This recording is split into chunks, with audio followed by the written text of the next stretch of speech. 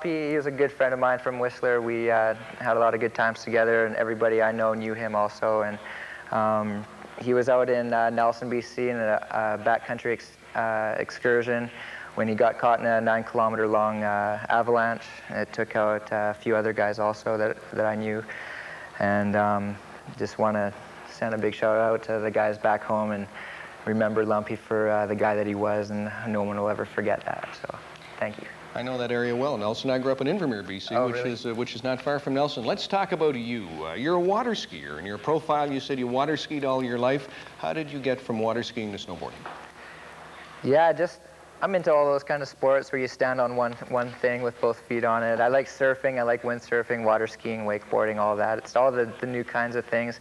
You know, even skiing. I got out on some carving skis a few weeks ago in Italy, and it was pretty fun. But I don't know, I started ski racing, and I just kind of saw the snowboarding, and I didn't live anywhere where I could surf, and that was the next closest thing. So I was like, hey, I got to try this out. So that's how it all started. We were watching the women's hockey game. The women talk about credibility. They have credibility coming to the Olympics. Snowboarding, what does this do for your sport, coming to these games? I know there's been some problems. The boarders like the Snowboarding Federation. They don't like the Ski Federation. But what does it do coming here, getting the publicity? I think what the Olympics is going to do for snowboarding is it's going to plant the seed in all the young kids out there with the Olympics in mind as that being one of their main goals. And that's the most important thing that I can think of, that what this is going to bring about. And I think for everybody back home who doesn't know if they can or if they can, it doesn't matter if they know or not, just go out in there and do it. And maybe if you're lucky, you're going to get to the Olympics with it. So hopefully that's where it's going to go. Tell me a little about your family. Your father, Mark, was there. We had a great shot of you hugging him. In fact, we heard from your dad earlier. Who's here, and are they still in Vancouver? Yeah, everybody's, my dad's here, and just my dad's here right now. And my friends back home and family back home in Vancouver watching on TV and everything tonight. And yeah, everyone's been supportive. I know they're very proud, and you said to me earlier, hey, I'm a bit nervous. You also said, and you look anything but nervous, you look relaxed, you said in your profile, people consider me too serious for snowboarding. What did you mean by that? I don't know, I've rubbed people kind of, you know, the wrong way. I haven't been exactly the you know, typical snowboarder. I don't have the attitude that, you know, some guys have, but, you know, you get that in any sport. You're just going to be, you know, some good apples and some bad apples, and I don't think that, you know, that snowboarding should have any kind of a bad rap, but I've always been a little bit more serious, maybe a little bit more competitive than the other ones, and trying to pursue my goals as best as I can, so maybe that's what it is. I'll tell you what you do have, and that is tremendous ability. Now, Mark Fawcett, tough day for Mark, who's from New Brunswick, lives in Oregon. You race against each other, is that right, in the pro circuit? That's right, yeah. And your teammates here today? Yeah, that's right. Tell me a bit about the pro circuit, where you race in North America. Well, we've had a race in Whistler for the last couple of years. That's new, and that's good too, because we have a good venue there. We have another race in Mount St. Anne that's been really popular. Sun Peaks also, the last couple of years have been really good there.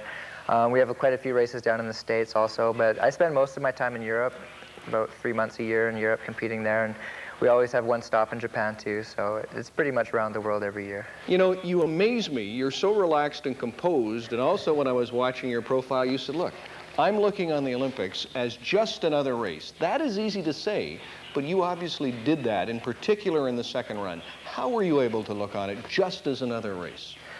Well, basically, the guys that I'm competing against right now have been the same guys that I've always competed against, and so there was no surprises there. I knew what I was getting into before I got into it, and I knew what my chances were.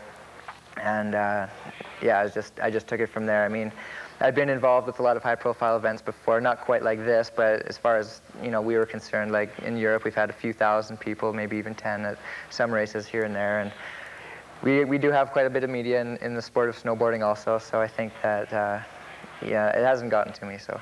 Well, listen, it certainly hasn't. You did yourself and the country proud. Now, as I say, it's coming up to, what, 1 o'clock in Vancouver, Whistler. Who do you want to say hello to first in Whistler and then in Vancouver? Oh, I'd just like to say hi to all my friends at home in Whistler. I can't name everybody, but I got Taylor and Braden hanging out in Deep Cove watching on TV for sure. My sister, my grandma, my mom, I don't know where she is, on a boat somewhere around the world. Darn, gee, there's so many people. My friends down in Washington, I got friends in the Okanagan, Josh and Alex and Stu and all those boys back there, and darn, all my friends from high school and everybody. Listen, for a guy that didn't want to mention names, I'd say you covered it. Mark, or Ross, I should say, is off now to the medal ceremony downtown. It'll be a great moment when you hear the national anthem again. Congratulations. Thanks a lot, Brian. Ross Rebagliati, Canada's first gold medal and the first Olympic medal ever in the sport of snowboarding. Who are you hugging here? Oh, that's one of my friends on tour. That's Gundi. She's the physiotherapist for the Austrian team. Nothing terribly personal there, just a good friend of mine. Anytime you're going to compete for 8 years on a tour, you're going to get to know people. So, again, congratulations. I tell you what, Canadians know Ross Rebagliati. Back to Margot, John, and Mark at the Aqua Wing. Right to third period.